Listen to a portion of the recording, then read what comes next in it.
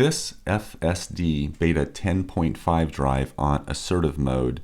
For this trip, I counted 5 interventions that were needed, and about an equal number of times I needed to press the accelerator just to keep things moving. This round trip covered about 100 miles total. Let's get into the good stuff. Alright, I'm going to take over there because it was seeming like one to go around. Yeah. So that's a interesting edge case there. Let's report that one. Alright, we're going to make a nice right turn here. Alright, so here's something it does not do well. Okay, it's got to get over in this left lane. And never wants to get into this left lane Before the turn.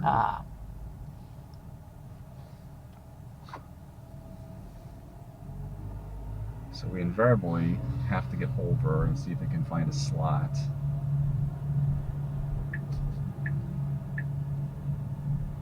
Once we get over the railroad tracks, that's where we're going to run into some trouble where we get blocked out by another car. In 500 feet, turn left onto South Frank Boulevard.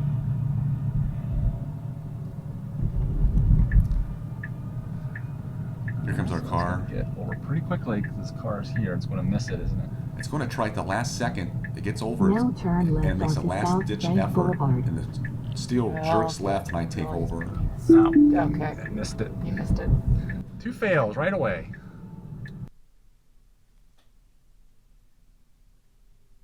A little wide here.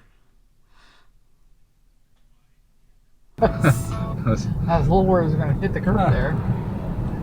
Coming off of this rural highway, it drops the speed to 35, and it keeps up this speed pretty well through most of this off-ramp back onto another rural highway. But once we get towards the end of it, it drops the speed down about 10 miles, and I have a car that's pretty close on my tail, so I have to gun it just to be safe. So here we see it drop down to 34, probably punched it and got away safely from the car behind me. So it needs to make these a little more aggressively. This turn stops too short. You'll see in the screen a car comes up on me pretty fast from behind, which I was aware of. So I took over and just gunned it to get out of there because I didn't think the car was going to do it as quickly as I would like. These rural 4-way stops with good visibility are really easy now for Beta to do. Let's see if it can pick up. This is 25. There's a 45 speed here. Yeah. See if it can pick it up or not.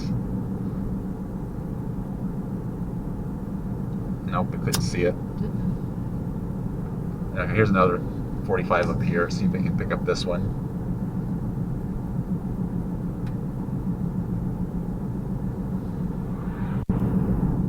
Yep, saw that one. Another issue with speeds transitioning from on-ramps to the highway, so we're at 35. Now we've hit a road that's now 55, and the car is still thinking it's a 35 road. You'll see the minivan in front of us pulling away. So I'm just going to let this go. There's nobody behind me, but it takes a little while for it to find another sign up here in a second to pick up the 55. I'm assuming I'm assuming that Tesla's going to have to get better at these maps. All right, so this is a really tricky one. When we get, this is a stop that has to go across the rural highway. Once we get up by the stop sign, it creeps up and look behind the do not enter sign. You'll see a car coming in from the right. You can see him, and a car decides it wants to go. It's a lot closer than it looks because of the wide angle camera. So I pressed the accelerator, probably accidentally bumped the steering wheel. Another case where here we hit the 35 sign, it missed on the right. Now we hit the 35 sign going into town, and the car's still going pretty fast. So my fear is going into these small towns, which are a lot of times speed traps, you might get yourself into trouble if the car can't get down to speed quickly enough.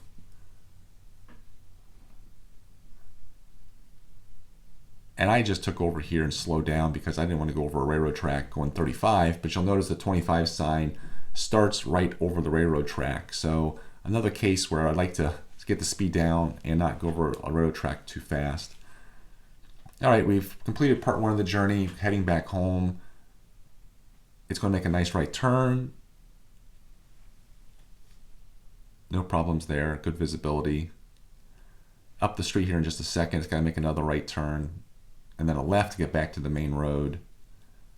Does this well, no problems here. Up at this light, it's going to stop a little bit too short and start to creep up. And luckily, there's no traffic coming left or right, so I could let this continue without any intervention just to see how quickly and smoothly it did it. So now you can see on the screen it's starting to creep up. Doesn't see anything, but now it just goes really, really slow to get out here. So I'd like to see that a little more aggressive and faster. For some reason, there's a school on the left, there's this passing lane. It decides to take the passing lane on the right, which I thought was just kind of interesting.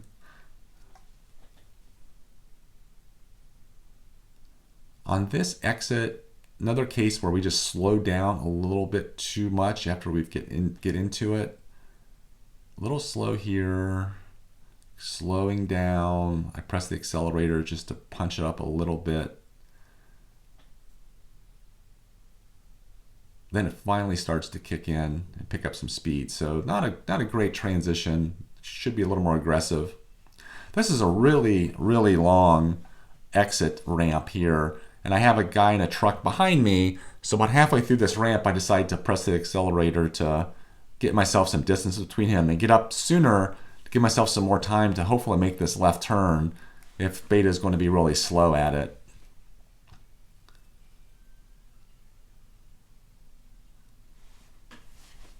Once I get up to this light, or the stop sign, it stops too far back. Now it's got to creep. Not seeing anything left or right. Now I got these guys behind me. It's going really slow, so I just punch it a little bit just to accelerate things.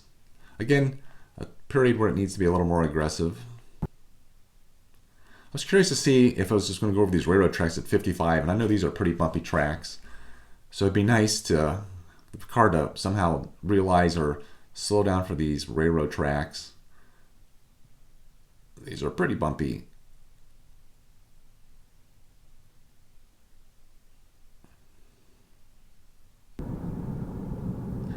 Back to the same four-way stop. A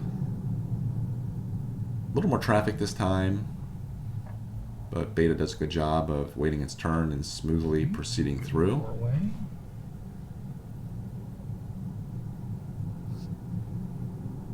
The second stop sign is going to be for the road that we need to take to go back home. Right onto Akron Road. Okay. Oh, I know this intersection.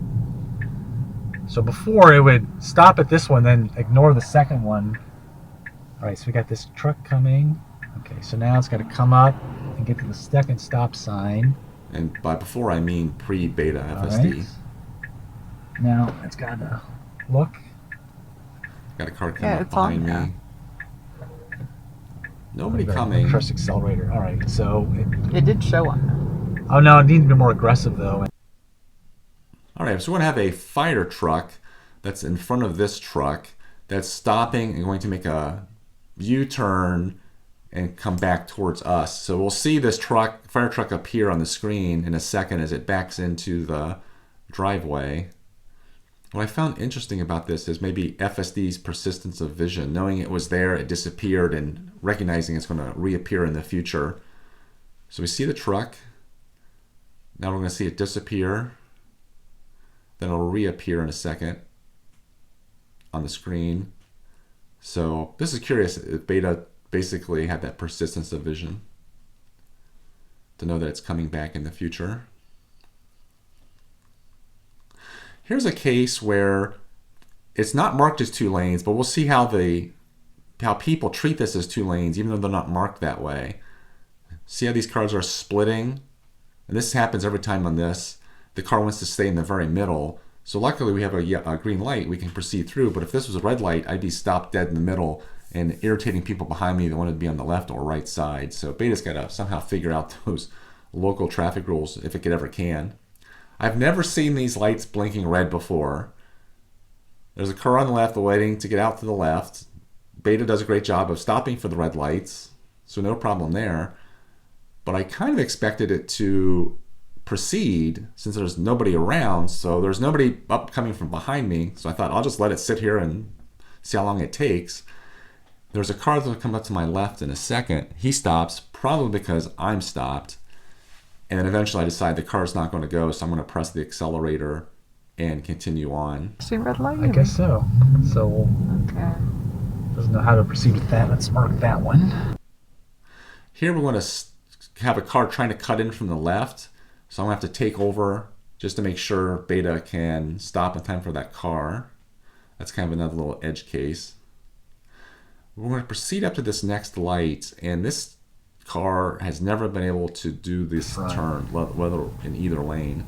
It wants to, this time, jump from the right lane into the left lane, so I'm going to have to take over. I don't know if it's just bad line markings, but you'll see the tentacle want to flick left and get into this left lane. It slows down, gets jerky, and I take over and pull it back to the right. Once again in that left lane. It did it again. This has been really difficult left turn. I failed at the other night with this same turn. So in a few seconds, it's going to clear up a bit, but there's a car in the right lane that wants to make a right turn, and Beta's going to think it can go for it, so I'm going to have to take over. This car coming up now has its turn signal on, and Beta decides I'm going to go, which don't think is a wide decision, so I take over, re-engage. Beta finally makes the turn pretty aggressively, nicely, but it's in the wrong lane, so it's got to get over to the correct lane, which it does do. And finally, at the end of the day, simple, nice right turn. And we'll come up here to a four-way stop. There's no traffic. And does a good job just stopping and proceeding through. It's had some problems here with slowing down with traffic previously, but this time it did a good job and make its final right turn.